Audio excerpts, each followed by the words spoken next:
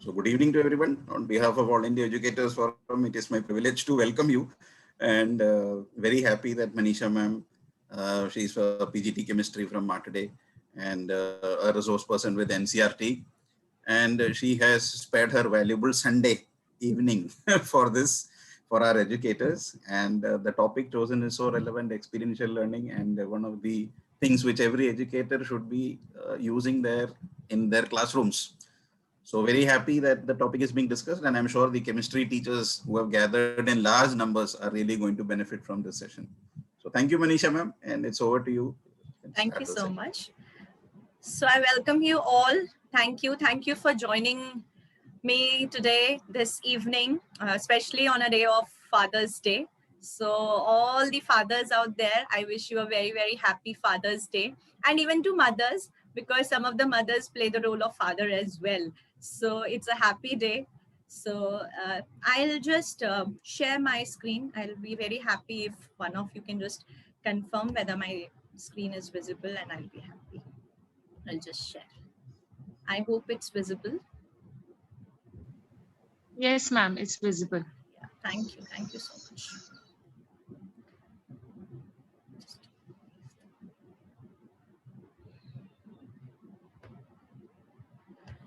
So once again, good evening, everyone. I am here to discuss a very, very important concept. And believe me, as a teacher, I feel this concept to be very, very close to my heart, because somewhere we have been, talking about something which is called experiential learning, something which is called learning by doing, I'm sorry, something where we say that students should experience and learn by themselves. But how can we implement experiential learning in classroom? So I am Manisha Sharma, as Matthew sir has already introduced me. I'm PGT chemistry in Martaday School. I'm an NCRT resource person and now AIEF resource person as well. All thanks to Matthew sir for that. So when this new NEP 2020 came in last year, it was a big revolution in our teaching faculty and, industry, education industry. And we realized that it actually has a lot of, variations and a lot of challenges. We were already going through a few challenges, transitioning from the offline classes to online classes, and then suddenly this policy came into existence. So the key factors of this new education policy were majorly the hands-on training. And somewhere you were like, how are we going to do that? Because at times as science teachers, most of the times we are demonstrating the activities or the experiments to our children. I personally feel that the real hands-on training that the science students do is only when they reach class 10, 11, and 12. Before that, we make them do certain practicals, but most of the practicals are demonstration based. With a lot of advancement in technologies, we do have those smart boards where the children are observing these practicals happening, the changes happening, and they understand and do. So somewhere that hands-on training was missing, and that's why it was included. Second thing was the sports integration. I actually favor that because I have been into sports in my school days, even in my college days. And I really used to not understand that how being a science student, I should not play sports. Because, every time I used to ask my parents or, even my teachers that I want to go for a basketball match, they would probably tell me, no, you have to study physics, or probably you have a physics coaching, or you have to go for chemistry classes. So somewhere when we talk of sports integration, I feel that sports somewhere becomes restricted to the junior classes, and gradually when the students reach up to the middle school or higher secondary, I'm not commenting on anything, please take it as my own experiential learning, like my own experiences. I feel that students somewhere get distracted or diverted from the sports part, and they get into that zone where they are only studying and studying and studying. Even right now, you must be observing CBSE and Ministry of Education keep on, sending those mails where we are asked to keep our children active, the Fit India movement that we had, because they know they are opening their laptops and mobile phones, sitting in front of the screen and doing no physical activity. So how to integrate these studies with the sports part, I think that was a very, very important point. Next was the art integration. Honestly, I was very bad at art when I was a student. So for me, art was something, those brushes, those strokes, those lines. And believe me, whenever I had to draw biology, diagrams, it was a tough time for me. So I never enjoyed art. But now I feel that no, art integration is very, very important and very, very interesting. I'll be sharing how I integrated art in my chemistry classes, and probably you can share yours as well. Mr. Ma'am has annotated. I'll just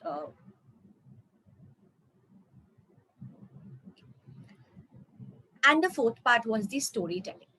The best part, and probably all of us love to hear stories. Even at this point of time, if somebody is going to tell you the story, I think we would be happy to hear these stories. So why not these students? They are pretty much interested in all these things, and when we can share the concepts in form of stories, I think that's going to be a very incredible thing. So these were major NEP points, and this led to something which is called, I'll just remove the annotation that has been done.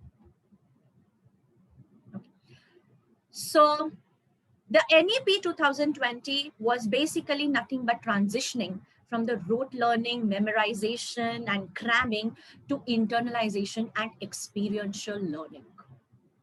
When we talk of experiential learning, it is very important that we understand what experiential learning actually means. So there is a picture which I believe is worth 1,000 words. No offenses. It is just a picture related to mathematics. It could have been a picture related to physics, chemistry, bio, anything. But, at times students feel, where am I going to use these concepts?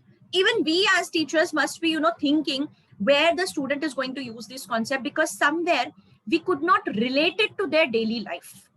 We could not give them enough experience to implement what they learned. And experiential learning is all about this.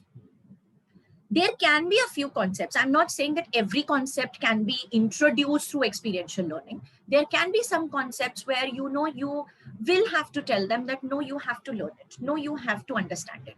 But majority of the concepts, I personally feel, can be done through experiential learning within the same stipulated time that you were already using earlier. The man behind this theory was David Kolb in 1984. I don't want my audience to remain, like statues. So probably I'll ask, how many of you were born then? Honestly, I wasn't born in 1984. Can you just raise your hands and tell me how many of you were born during this time when David Kolb first introduced this theory on experiential learning? Let me see how many of us were there. Okay. So I was born in 1984. Okay. So Dipti ma'am, you and David Kolb's theory are born together. So 11 participants raised hand. So you see, many of us were even not born then. And many of us, of course, were born then. So David Kolb gave this theory. Thank you so much, participants.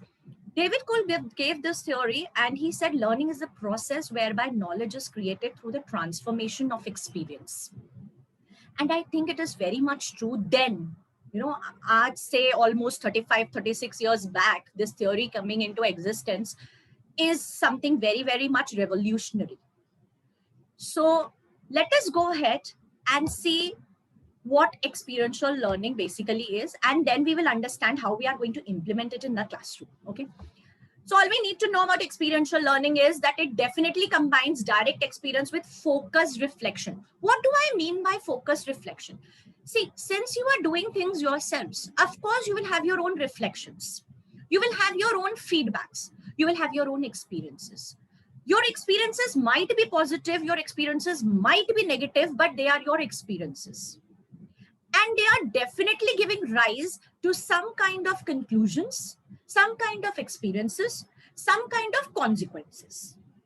Like suppose if I am conducting a webinar, probably my webinar might not be a successful one, but I'll get an experience. I get to know that these were the points that I could not do well, because of which my webinar was not good. Or probably these were the points which were very, very good, and that's why everyone liked my webinar. And that is what is the beauty behind the reflective part of this kind of learning. And it is very, very much important that the reflections have to be focused. It is also very much interesting to know that it builds on past knowledge and experiences. I'll share a very, very small incident of my own life. I was not very much into cooking and all as a young woman. And, as a science student also, my father used to always comment. I was born and brought up in a joint family. So my family and my father used to tell me that, she's a science student, usko padhne do, disturb mat karo. And, let her do the things. Once she's of the age, she will learn cooking and everything. So I was not interested in all of them. Aisa nahi ki I didn't like cooking, or, I had some problem. But probably I was not, into cooking to an extent. But gradually I started developing that interest, all thanks to my grandmother, because she used to see the Tarla Dalals and Sanjeev Kapoor's program. And I used to see and I used to think, why cannot I make it? And, gradually these experiences and this knowledge enabled me to learn cooking. So similarly, when a student has some past knowledge or experience about a subject, when somebody says, I hate physics, I hate chemistry, that's because probably they have some experience where they do not like the subject, because they are very, very frightful about the concept, because they do not understand the concept well. Most of the time, students do not like physics much because they are not able to relate to the concept, because they are not able to relate to the problems. And also the actual involvement that we are talking about enables them to construct their ideas. Here, I would like to contrast between the active learning and the passive learning. Most of the times, we encourage passive learning in spite of active learning without even knowing that. It's unintentional. I'm not saying it's intentional. It's unintentional. Maybe because the management wants you to finish the syllabus on time. Maybe there are some other restrictions. But, somewhere we are like, we're just coming, opening, telling them this is this, and tell them. Recently, I had an interaction with one of the students. I'll not name the school. He's a science student, recently got into science stream, and he got into science because he loved physics. And he told me that, ma'am, I'm no longer interested in science stream. It's been only 20 days that I have been in this stream, and I have started feeling, feeling like rejecting the stream. That's because he shared that the teacher is taking the online class, sharing the PDF, just going one by one, the PDF, and asking the students to read the chapter on their own. So they feel that lack of connectivity with the subject. And that is why they do not feel like understanding the concept. These are just examples, of course, because I'm doing experiential learning. I'm sharing these examples with you because that's how students feel. And that's how they start telling that they do not like the subject anymore. The key factors to experiential learning is that it makes learning relatable and meaningful. As the poster initially said, where am I going to use these concepts? So if we are able to tell them how they can relate the concept with their actual, situations and make them more meaningful, they would probably understand that. For example, even if we are telling them something about polymers or chemistry in everyday life, and we quote some real life examples and maybe give them some definitions and examples of the antacids that we are using, or maybe the analgesics, or maybe the antiseptics, probably students would feel more interested in the subject and more interested in the concept. Probably next time when he or she is going through the concept, he'll go through and go around the entire house and search for the medicines and see what the composition of the medicine is. Another is increasing the effectiveness of learning. since we are talking about active and passive learning, if we can just coordinate our learning from the passive thing to active thing, I think effectiveness would definitely be increased, and relating it to the daily life examples would definitely make the concept more effective. Linking theory to practice. I quote a very small examples, like if you're teaching adaptation to students. Now, how do human beings adapt to the situations? Like how we have started adapting to the mask culture and the sanitizer culture. So if you're telling the 6, 7 standard children about adapting to the extreme conditions, extreme weather, tell them to wear a strong, very warm jacket during this time. And probably they'll say, ma'am, we are sweating. It's very hot. We can't stay here for very long. It's very problematic. And that's how they will understand how we are adapting. How whenever you are coming out from a bright sunlight to a dark room, how your eyes are adapting to it. So if you ask them to do it, probably they will be able to understand how the conceptual part, the theoretical part can be included or can be linked with the daily life examples. It definitely increases the participants' engagement. Why? Because they're doing it themselves. They're experiencing it themselves. So when they're experiencing it themselves, then definitely they are having a lot of engagement, excitement, and a lot of relatability with the concept. And also it assists in memory retention. I quote the example of this movie, which is called Drishyam. It's a South Indian movie, but then was remade in the Bollywood with Ajay Devgan as the lead role, where this man, the character, is actually making his family go through the situations themselves, and that's how they are reporting it, because they lived each and every moment and incident. So when the child has done things themselves, he or she will understand and will always have it in the memory. Now, the basic explorers behind this topic were John Dewey, Kurt Hahn, Kurt Lewin, and Jean Piaget. They were the men behind the theory, but of course, the main head of the department was David Kolb. And so we need to also understand what is Kolb's learning cycle before we go and understand what are the strategies that I'm going to suggest to you. So the Kolb cycle looks like this. Probably everyone has seen this, where we say that it's a cycle. I personally feel that it's a vicious cycle, where everything is going here to there, and you start from concrete experience, go to reflective observation, then abstract conceptualization, active experimentation, and so on and so forth. So if we have to actually tell, can somebody quickly write it in the chat box and tell me what exactly you feel about concrete experience? What do you think it should be? I'll open my chat box also meanwhile. What can this concrete experience be? Anyone?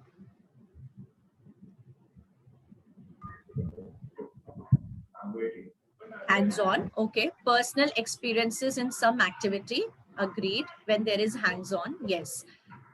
So it's very much true that yes, we are talking about the hands-on thing. So the concrete experience is something where you are having the hands-on experience and you are learning from it. Can somebody tell me what is reflective observation? What do you think is reflective observation?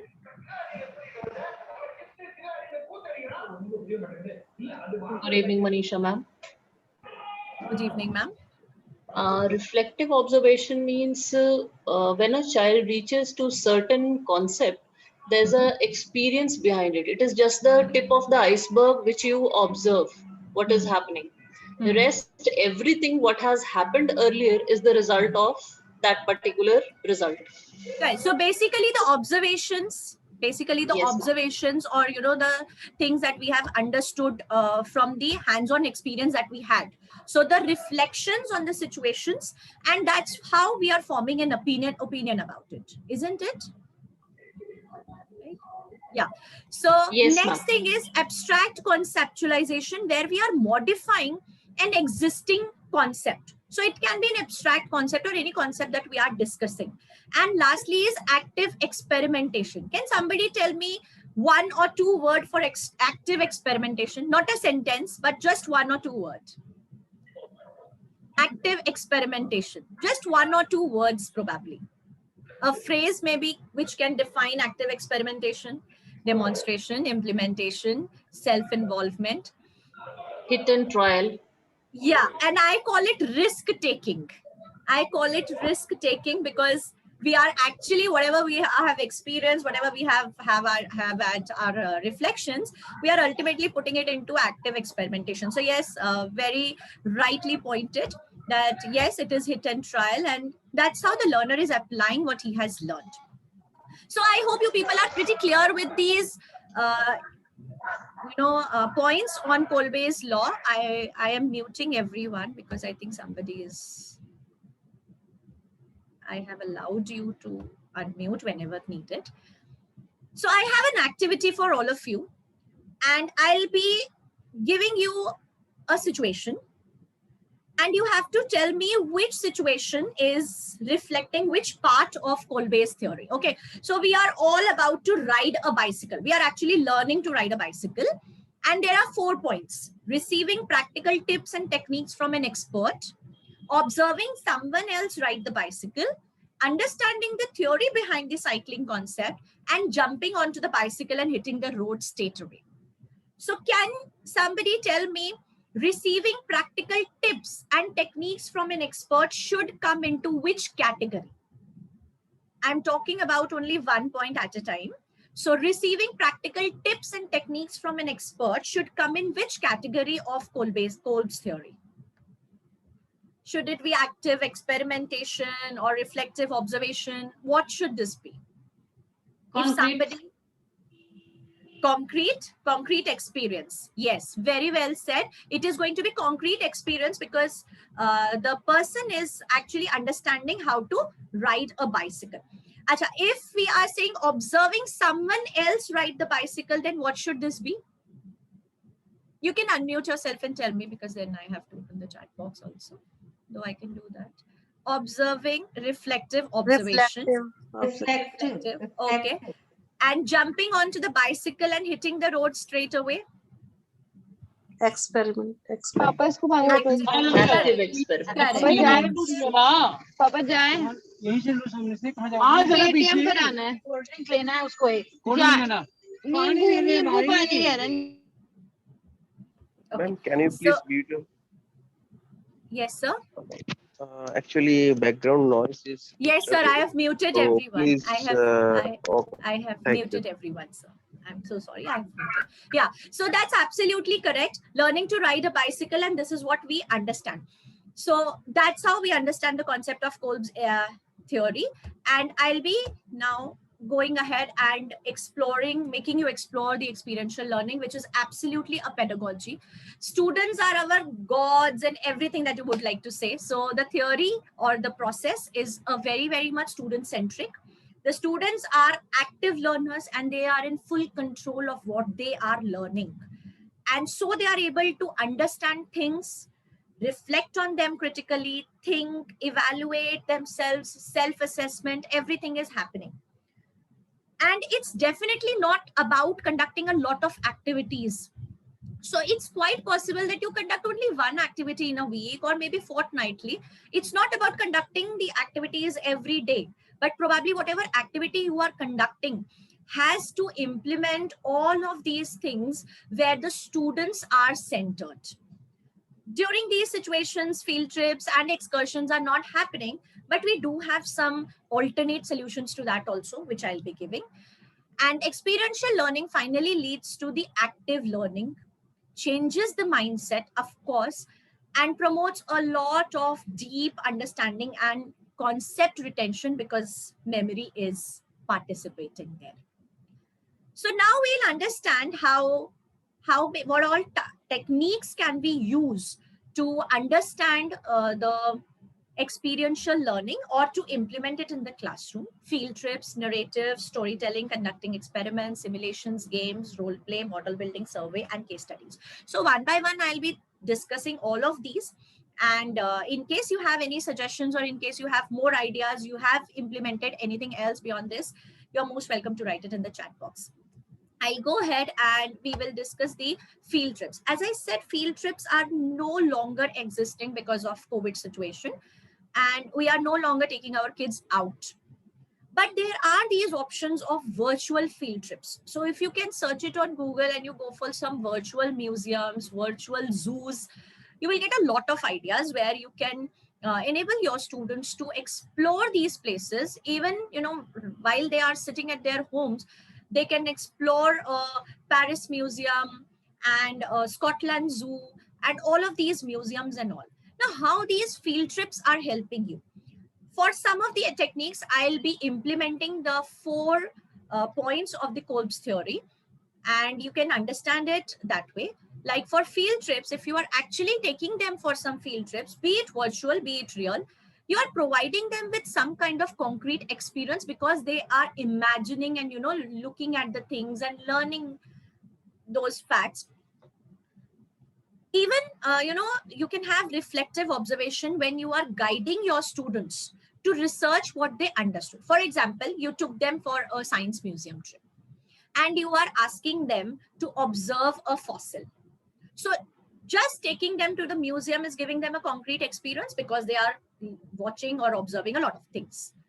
Now you are asking them to think from the perspective of a fossil maybe, or probably somebody who is researching on fossils and trying to figure out what fossils are made up of, what are vestigial organs, analogous, and all of these organs that we talk about in heredity and evolution.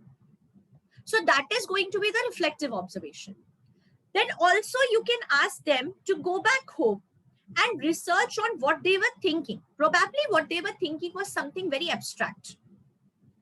But asking them to research will definitely give them that conceptualization of their abstract thought, of enabling them to know that what they actually were thinking was justifiable or not. And lastly, if they can create something on that basis, maybe they can create a model of a fossil. Maybe they can join a lot of straws and create a fossil. Maybe they can show some of the organs that, they felt could have been present but were absent. And that will give them the feel, or that will give them the understanding about the active experimentation. Second great technique is narrative, which is great stories. I am a huge fan of Marie Curie. So I often share stories of Marie Curie and how she, during that time when research was so much man-dominated, she was the only female then to research and, sit and interact and discuss things with so many, great scientists. So I often tell these stories to my students. But for the narrative part, I feel that carbon, I usually take the example of carbon. I'll also share one comic with you towards the end of the webinar, which is going to tell you the narrative thing. So I often tell them these stories on the scientist and all, which can definitely come in storytelling. But here in the narrative part, I take some random examples, and carbon is one of the favorite examples because carbon and its compounds they study in class 10. Then in class 11, we are telling them hydrocarbons. We are telling them about the saturation and saturated compounds, and we are telling them all these physical properties and reactions. So just to tell them and, maybe creating a play to demonstrate how carbon is, possessing all these properties, how it functions is concrete experience. Also telling them to think from the perspective of carbon, because carbon is someone who is tetravalent. So he is such a good and nice friend that it can donate 4 electrons and it can gain also the 4 electrons. So asking students to think from the perspective of a carbon and telling them how would they feel if they themselves are carbon, whether they will be able to donate 4 electrons to somebody or whether they will be able to accept 4 electrons from somebody, will give them this reflective observation. Under extreme circumstances, because carbon has got a lot of isotopes and carbon also has got a lot of allotropes. So telling them the difference between graphite, diamond, Buckminster fullerene, and asking them to reflect on their properties. Why are they different? Why is one allotrope amorphous, another allotrope is crystalline? What is the difference between the forces? Reflecting all of that behavior that they have understood from concrete experience and reflective observation and applying them is going to help them for abstract conceptualization. And ultimately, not telling them anything, not giving them any rules for making these dot structures, telling them why is it going to be unsaturated, why alkane formation, why alkene formation. Just let them play with the compound or let them play with the element. Just tell them, make it yourself. You find out how many electrons are valence and how the bonding is going to happen. In class 9, whenever we are telling them about magnesium and sulfate, just let them know why magnesium is going to have +2 charge. So all of that can be done and the students will learn by themselves, and probably we do not have to tell them that wahan se electron uthao, udhar leke jao, udhar se electron idhar leke jao. And for them, dot and cross structures, which was earlier the concept, now we are using just dot structure, will become very, very feasible and easy. Storytelling is one of my favorite activity, and of course a very, very powerful tool to enhance and impart concepts. But for that, I personally feel that there are a few things that we should always keep in mind. Whenever we are telling a story, it's very important to plan your story, because we are not telling them any panchtantra or ready-made story. You have to cook these stories. You have to make a background that how the story is to be created. For example, if I am supposed to tell them how the Newton's law of motion came into existence, or probably what are the theories of structure of atom, I will have to cook up these stories, or how the periodic table came into existence. So we need to plan our stories, because our stories are not ready-made. We can always use this language that students understand. So even if you wish to go for bilingual thing, it's absolutely okay. It is okay, because sometimes to generate that interest, कभी-कभी आपको अपना language change करना पड़ेगा.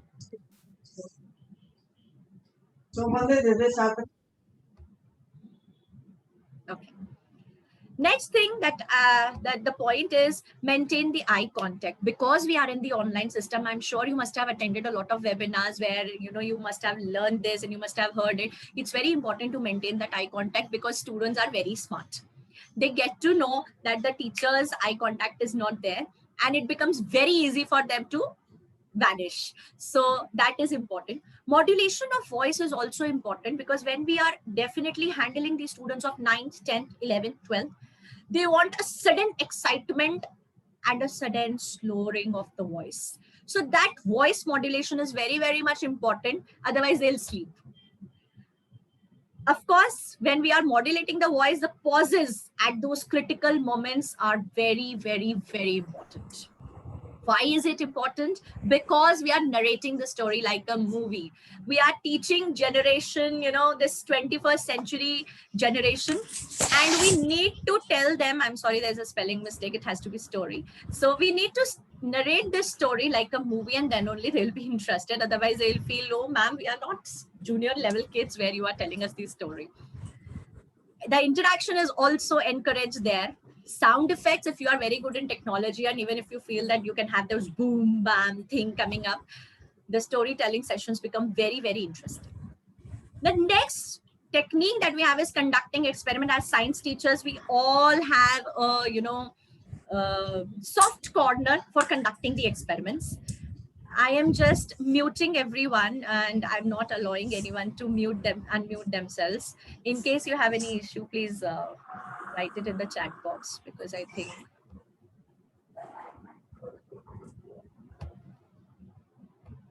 Okay. So conducting experiments, of course, it's a trial and error procedure. And since 15 months, I feel we all have found out our own ways of conducting the experiments. OLabs has been one of the app where we are conducting the virtual labs and virtual experiments, because we are not able to conduct any real-time experiments. I have also explored another app, which is Chem Collective. If you are very much interested, and if you are a chemistry teacher, you can go for this Chem Collective app, They just conducted a training session with CBSE, and I think there is another session lined up for towards the end of this month. So Chem Collective is also one of the virtual lab where you can use the experimentation part. I personally felt that Chem Collective has more options than OLabs. But it is only for chemistry, and while OLabs gives you the variety of physics, biochemistry, all the practicals. So conducting experiments, I'm not telling you how to conduct the experiments, but I'm just telling you that how in the virtual scenario we can conduct experiments and enable our students to understand them well. So when we can just tell them or make them understand what the experiment is all about, because the present 12th batch that we have not been into lab at all. I personally feel it, because they started their class 11th online. Now their class 12th is also happening online. They do not have any idea about the salt analysis, titration. Till class 10, they have just done, a few experiments, that too very easy ones like pH meter and, soap and froth formation, etc., etc. So it is important for them to understand what the experiment is all about. Let them pose a question. Let them research the topic themselves. Let them know what they are going to understand today. Let them think that what, the practical is going to give them. Or probably let them design their own experiment. If you really want them to, understand a particular concept, or even if you just want them to dissect a flower or a leaf, let them do it themselves. Let them figure out उन्होंने कितना गलत किया, कितना सही किया. Probably initially वो stamens को गलत काट देंगे, या they might dissect the flower absolutely wrong, but they'll understand. They'll understand and they'll feel good about it because they did it themselves. Let them perform it. Let them collect the data or draw the inferences and conclusions. This can be anything. This can be creating a polymer themselves. This can be creating a soap at home. This can be creating their own sanitizers. Let them take aloe vera juice, ask them to mix it with some soap solution, shake it up, aloe vera and soap solution. If you have alcohol at your home, just ask them to, add it, and your ready-made sanitizer is ready. So all of this thing is going to make them excited towards the subject, and they'll feel better about it. One more thing which has come into, science these days, especially in last 2-3 years, is simulations, where, things are working and students are able to imagine things in the 3D model or 3D, form. I happened to attend this augmented reality course, and I really liked it. I personally am using PHET simulations. If you can put it on the Google, you will get the link. Otherwise, there are a lot of simulations that are available. There are a lot of YouTube videos where you will see that the YouTube creators are using all these simulations to show how the digestive system looks like. How you can imagine an atom and a molecule. How when we say that a p orbital looks like this, why is it so? So when we are discussing simulations, it's very important that we conceptualize it. Like I made a simulation to show how a sun and Earth has a connectivity and how Earth rotates around the sun. So I had to conceptualize and I had to understand that I have to give it the rotation as well as revolution, because I have to show them the day and night change as well. And for that, I had to create an environment, because that's where I'm going to show them that simulation. Technology integration is of course important, because you cannot show 3D thing without any kind of technology. And assessing that simulation, whether it's working fine for your kids or not, is another part. Then debriefing and also finally evaluating whether the simulation that you created helped you in understanding or implementing all the learning outcomes that you had, is this cycle. So this is the simulation life cycle. Then the next technique is games. There are a lot of games that we have. Kahoot is one of the favorite games that my students love. And every week, Saturday, almost Saturday class, we have a small session of Kahoot.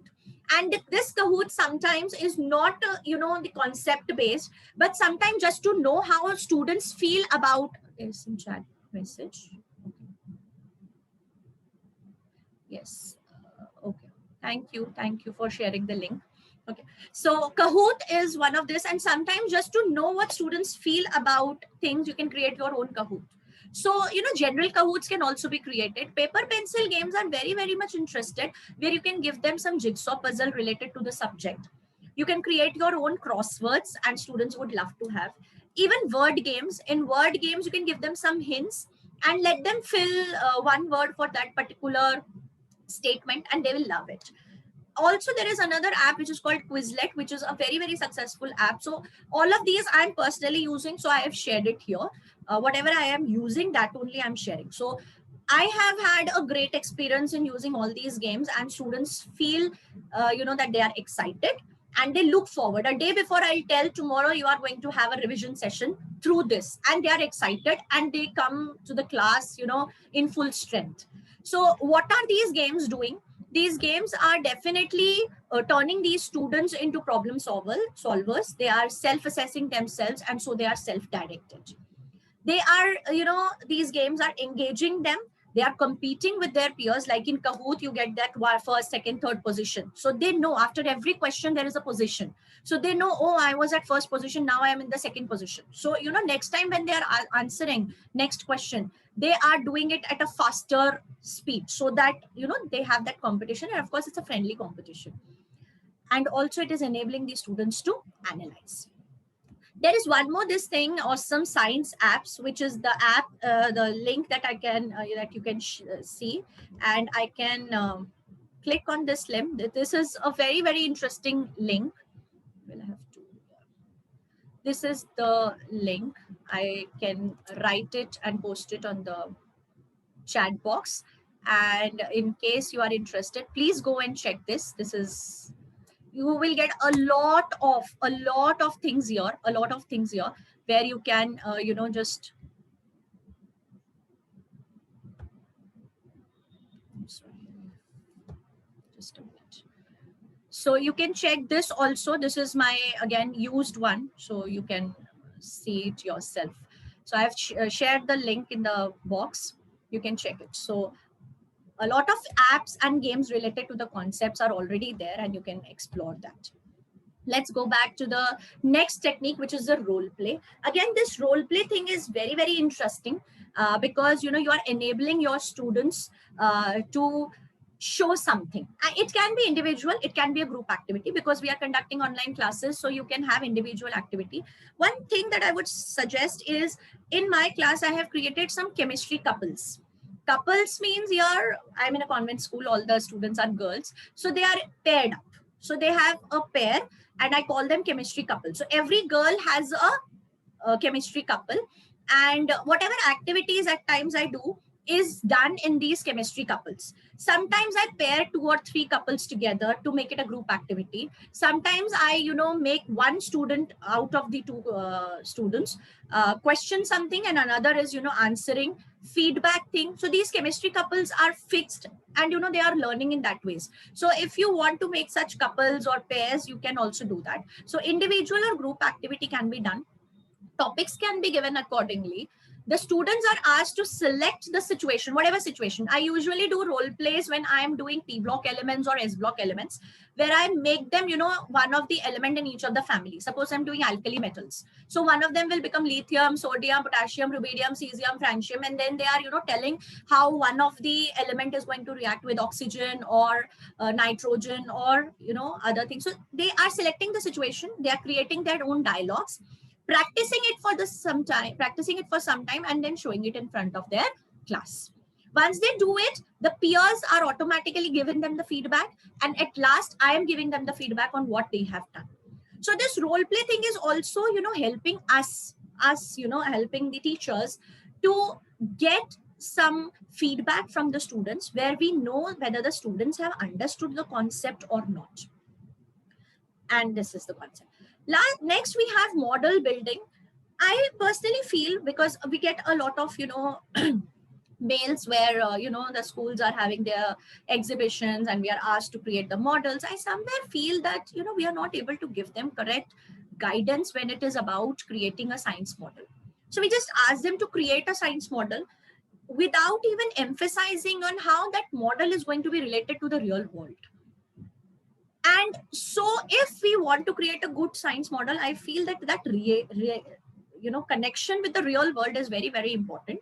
Of course, it is based upon assumptions, and that's again a vicious cycle, because this conceptual model is based on some assumptions, which is giving you a working model, and then working model is giving you that conceptual model.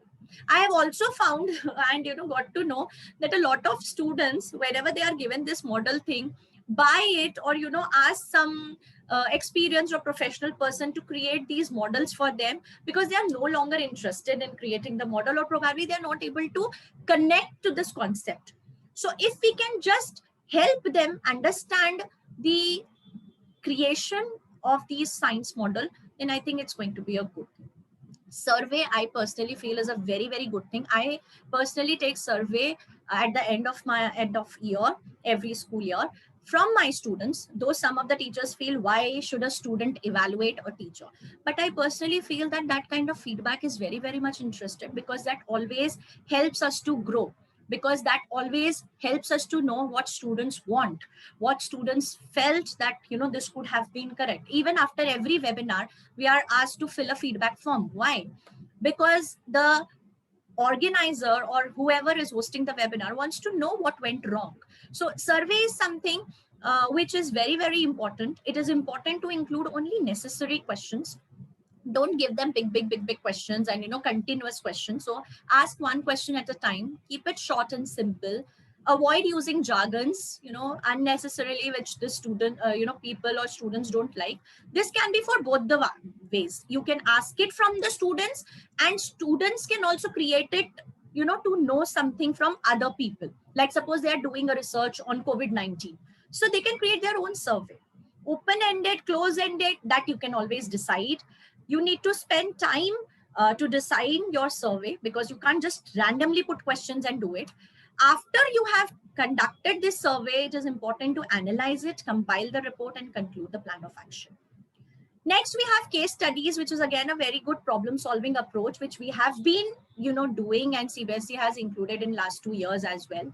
So in chemistry, we have got investigatory projects in class 12th. So they are very much based on case studies, where the students are analyzing a particular situation. They are analyzing chocolates, they are analyzing ice creams. And I personally feel that students really like these investigatory projects, because they are learning something. And every time they get something, some positive thing they get. Yes, some of my students have got something in chocolates and other stuff also. They feel very happy about it, because they feel whatever they have done is very, very much successful. So this is the step in conducting. Now, there are some reflection strategies apart from that I will just quickly share with you.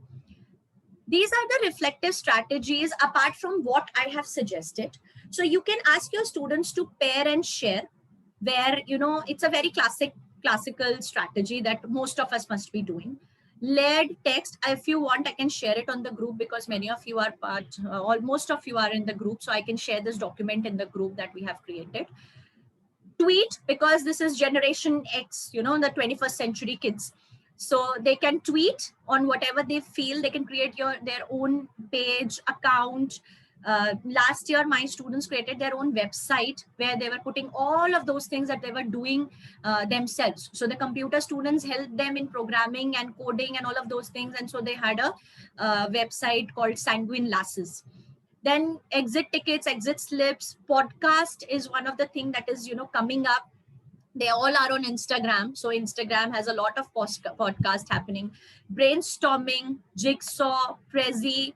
Then you have checklists, KWL, what I know, what I want to know, and what I learned. I think it's a very, very important activity and strategy that we can always do. Storyboard, concept maps. Don't give them concept maps. Ask them to create their own concept maps. You taught them the chapter, you gave them all the activities. Now ask them to create their own concept maps. Quick write, just give them 2 words, or maybe, 2 phrases or a concept, and ask them to write what they feel about it in, some time, maybe 2 minutes, 5 minutes, 7 minutes, whatever you want to give them. Take and pass, exit cards, reflective essays, self-assessment, portfolio, video presentations. So all of that is going to definitely, help them in understanding the concept. So I was just sharing one of the thing with you. I was telling you about the carbon activity. So if you can see, it's a comic thing that my students have created when I ask them to, act as carbon. So here they are talking about oxygen. So oxygen, how it is reacting or behaving with hydrogen, oxygen, carbon, fluorine, magnesium, helium. It was a role play. They did it in the class. Everyone, participated. One of the student was hydrogen, oxygen, chlorine, and carbon, and how they are, acting.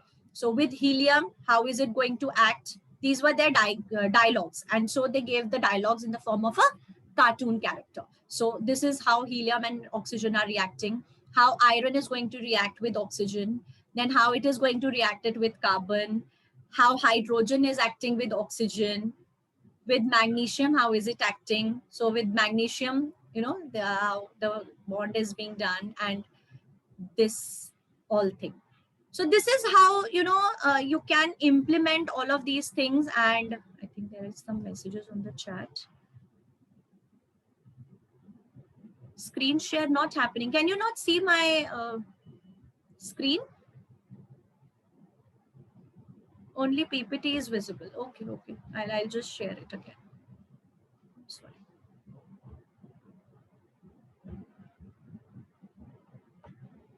Okay. I think now it should be visible. I think now it's visible. Yeah, okay. So I'm sorry, I was not aware that it is not visible to you. So this is what I was discussing. This is the carbon thing that I was discussing, the oxygen role play, iron, helium, hydrogen, carbon, and oxygen, and how they are reacting. So this is what I was discussing. With helium, how it is reacting, the oxygen. We are talking about oxygen. With iron, how is it reacting? The carbon, how is it reacting? Hydrogen, how is it reacting? The words, the dialogues, these students have said these dialogues, and then they just, wrote it in the cartoon thing for the submission and for the records. So how magnesium is running after the oxygen to catch it, because magnesium wants to donate the electrons, and how, school bus, the oxygen is sitting, and how magnesium is reacting it with. This is how the dialogues were. So it became OMG. When magnesium reacted with oxygen, it became OMG. So it has to be MgO, but then just to create that laughter thing, it became OMG. So then the reaction is also given. Then how barium is reacting, and all of those things. So these were created by all these girls. They were part of the thing, and the role play was done, and that's how they have created.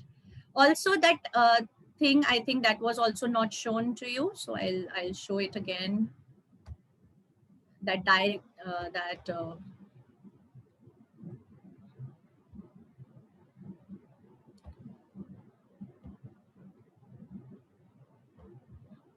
I'll share this reflective document thing with you all. And I was talking, I think my screen was not visible. So when I was telling about the strategies, these were the strategies that I was talking about. Pair, share, layer, text, all of these activities that I was talking about. I can share this document with you on the group, no worries. Before I conclude, I will just show a very, very small video, which is just 6 minutes. And I think that would, solve all my, concerns and issues, or, the content that I want to share with you. So I'll just share that also with you. It's a small video, but I'm sure it's worth watching. Share sound.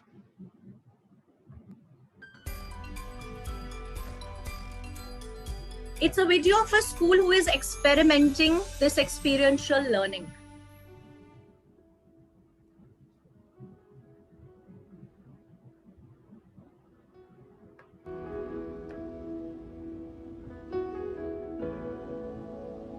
Run around. Run around? Yes. Any module or a lesson plan normally starts with a... Let's check the sound.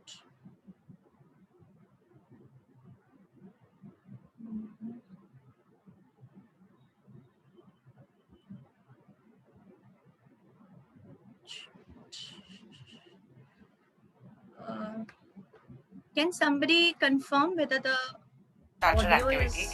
It normally stimulates the student into the mode of something that they're going to do throughout the lesson plan.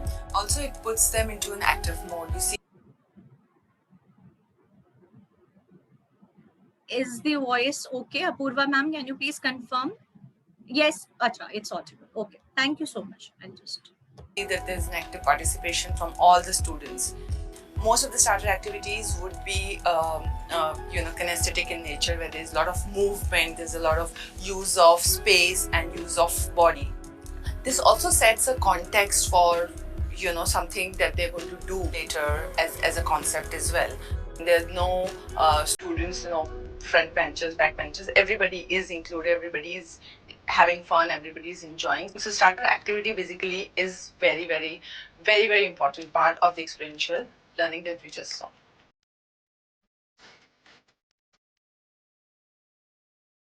Imagine yourself to be a flying object, and you're going to fly from one end of the class to the other, and the others are going to guess what flying object that particular student is personifying.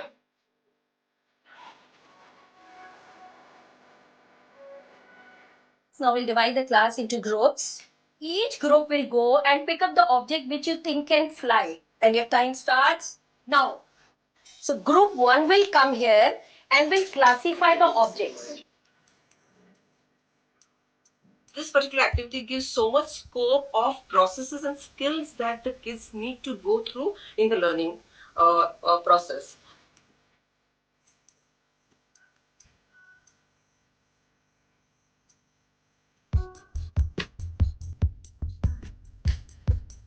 Fly your airplanes into the air.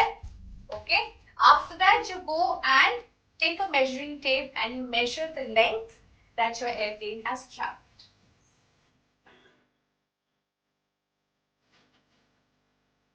Each group will be given a topic.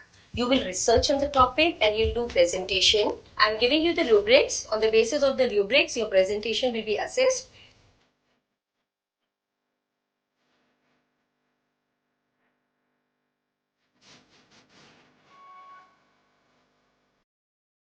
Make one change to the model that you have just made of your paper plane, and we are going to fly it again and analyze why there is a change in the distance traveled by the plane.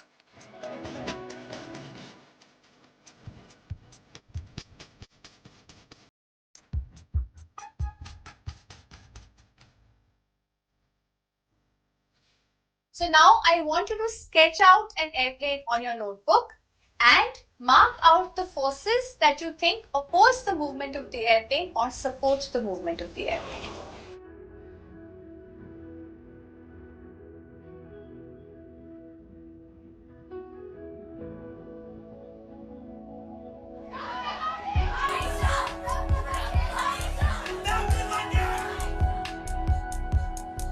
So that's how they created their own model, and that's how and the teacher who is teaching them all these techniques is not a science teacher. She's an English teacher who is being given this responsibility to teach them how they can create their own paper planes and make them flight, and that time of flight that the children are supposed to learn, that can be learned. So I personally feel that all these experimentation part can be done without even wasting time and using that stipulated time. So that's all from my side. That was all that I could share. Before you leave and before I give a thank you, just let me share my screen once again so that I can thank Matthew sir and conclude my presentation. So this is experiential learning from my point of view. The absolute imagination, the absolute hands-on training, something which is very, very interesting. And I personally feel that all of us are basically experimenting experiential learning with ourselves also. Be positive, And don't worry, एक be छोटी सी happy. बात I will tell Even you. though it's When like I a started simple into webinar thing, message, I it makes actually me did a feel risk like thing, wholesome. and it was an makes me active feel experimentation for me. good about Honestly, myself, I had good no about everyone training, in the no world. clue. I was just attending a few webinars. It came to my mind that I have to take this webinar. Not Why today, did you but do last all year the when I conducted activities my and first what have you webinar, learned I out had of that? no training. We are going to honestly. review it I was under doing 3 everything headings. single-handedly, What, and there were how, lot of why? flaws, How lot have you of felt? problems, Would lot you like of to do such issues. things in future? literature but also, still more I had projects, that and confidence if that you I want to will know do what it kind of again niche and you like again to do. and again. So I really So enjoyed the way for the me, concepts were brought experiential up, learning, I like started with starting from active running across experimentation. the Now you classroom think and that if imagining you to want be to something conduct that any flies, webinar or you and then want to finally implement all making of this a in your plane, classroom, throwing whether it you want across to the follow room. for active Then actually experimentation, concrete talking about experience, or anything that you the like. actual But keep planes that we trying have. We and learn a lot of implement technical experiential stuff in learning in actual your learning, but classroom right as now well we're as also well. learning about Thank you teamwork, we're so getting much. creative, The we're credits getting to the imaginative. So we're learning presentation life as skills well. as well as Thank you the so much. actual. Thank you so much, Matthew, sir. Any questions, any queries, I would love to answer them. And before you leave, I'll just share the feedback link with you so that you can fill it and send it to me, and hopefully you'll get the certificates. I have linked my form with the certificate thing, so you will get the certificate. In case you do not get it, please message me and we are on the group. Any suggestions, anything that you would like me to change?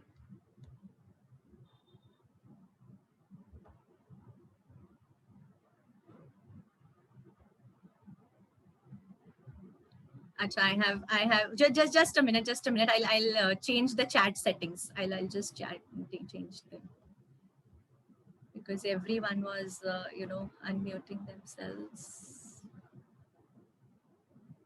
Yeah, you can unmute yourself now. Thank you so much.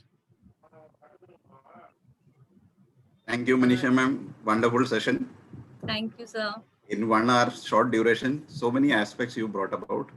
And, many people ask, how do you become NCERT resource person, CBSE resource person? So we saw the quality today. So this is what it's all about. And earlier also you had done a session for NCERT, wonderful session. I mean, very compact session, but at the same time brought about so many aspects. So, and without wasting so much of time, very professionally handled.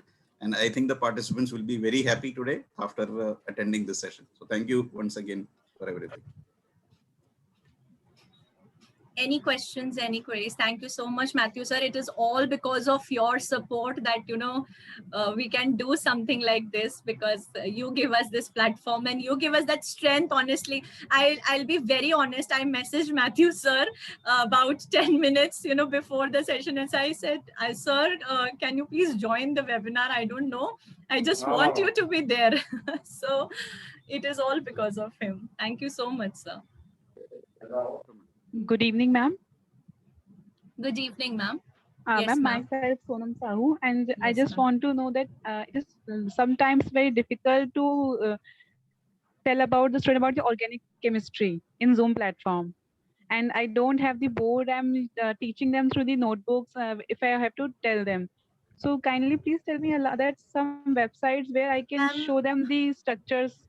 Yes, ma'am. You can go to PHET simulation. If you type it on PHET simulations, Google Pay, you will get this app, and it is very friendly. आप वहाँ पे काम कर सकते हैं. Also, if you really want them to know about the carbon double bond, triple bond, and all of those things, I use clay. I use this modeling clay, and you can make multiple balls with them.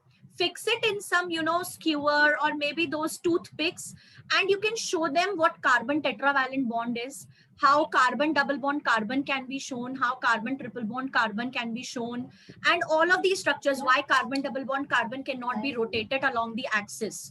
So when you show them, when you demonstrate it from this small activity, this is something that they can do it themselves also. So you can just guide them, show them once, and probably they will do it themselves, and they will know how it is reacting. Even nucleophilic reaction, whenever I'm telling them haloalkanes or haloarenes, I have to tell them SN1 SN2 mechanism. So I make this tetravalent and pentavalent thing.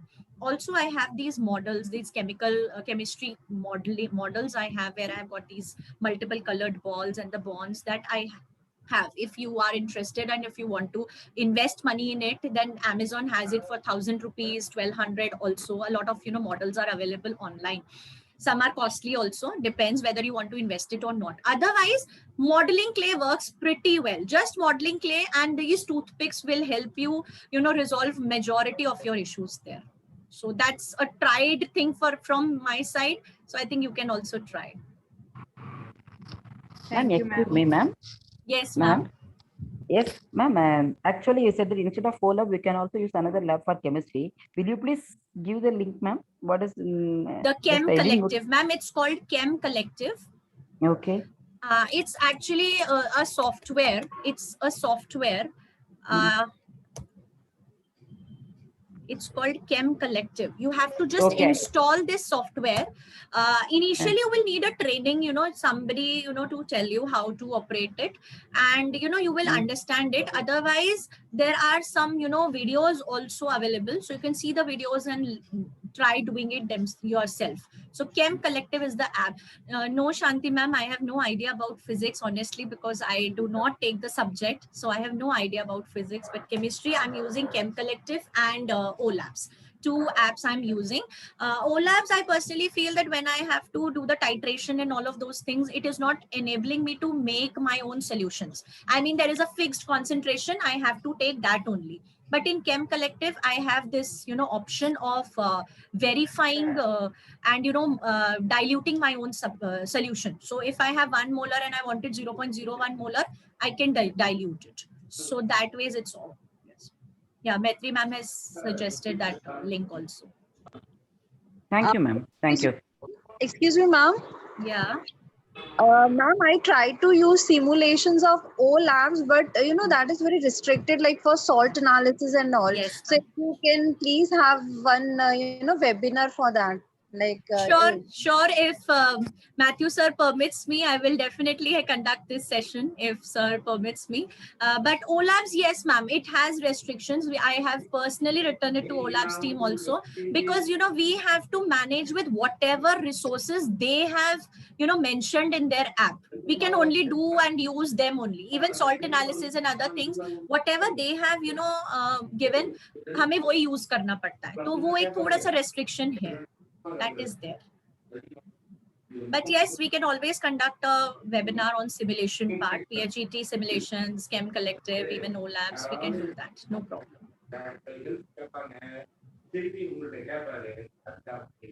Anything else?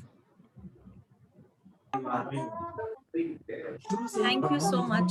Thank you so much for your feedback. Thank you so much for your appreciation. Please fill the form so that I can hand over your certificates to you. So I think we can call it off for the day. Thank you so much for joining in. Have a great week ahead. Thank you so much.